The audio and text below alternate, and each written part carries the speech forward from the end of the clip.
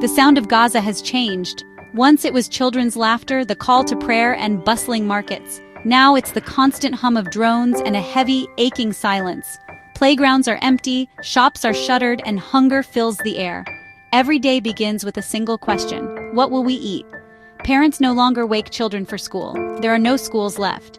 The search for food has replaced every routine. The city's colors have faded to gray. Hope is replaced by anxiety. Buildings stand as ruins, markets are barren, and what little food remains is out of reach.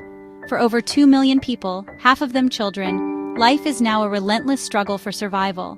The rhythm of life is set by hunger, not by the clock. In Gaza, silence is the sound of catastrophe. The search for food is a daily ordeal. Fathers and sons walk for miles through rubble, risking their lives for a chance at bread or flour. Markets are empty, supply chains severed. Mothers boil weeds or grind animal feed, desperate to feed their children. Families burn scraps of wood or plastic just to cook. Aid lines stretch for blocks. People wait for hours, faces hollow, hope fading. When food arrives, chaos erupts. People push and fight, driven by hunger, not malice. Some die in the crush, trying to feed their families. Every trip for food is a gamble between hunger and danger. Aid convoys are delayed, blocked, or destroyed. Bureaucracy and conflict keep food just out of reach. The hunt for bread is a daily gamble with life itself. In Gaza, survival is never guaranteed.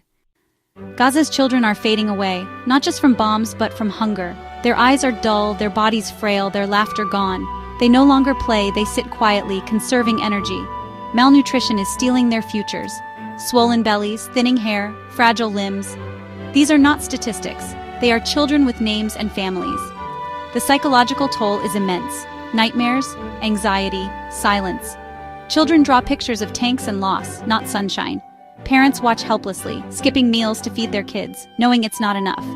The agony of being unable to provide is a daily torment. This is the emotional core of Gaza's crisis. Childhood is being erased by hunger and trauma. Every day, hope slips further away. Gaza's hospitals are overwhelmed and broken. Doctors work without supplies, performing surgeries on floors, stitching wounds with sewing needles. Starving children fill the wards, too weak to cry, too sick to save. Incubators sit useless without electricity. Doctors can only offer comfort, not cures. Disease spreads as clean water and sanitation vanish. Garbage piles up, water is contaminated, and outbreaks of illness follow. For malnourished children, even minor sickness can be fatal. The health system has collapsed. Many die unseen, uncounted. This is not just war, it's a public health disaster. The most vulnerable pay the highest price. Amid horror, families cling to fragments of hope. A ceasefire, an aid truck, a return to normalcy. Mothers tell stories of better days, fighting to preserve humanity. But hope is running out. The world has been warned. Famine, genocide, children starving. Aid is blocked, delayed, politicized. Watching is not enough. Famine is man-made and can be stopped. It requires political will, immediate aid, and an end to violence. Every minute of delay is another child lost. The world faces a choice: act or become passive witnesses to preventable tragedy. Demand action, demand a ceasefire, demand aid. Gaza's children cannot wait any longer.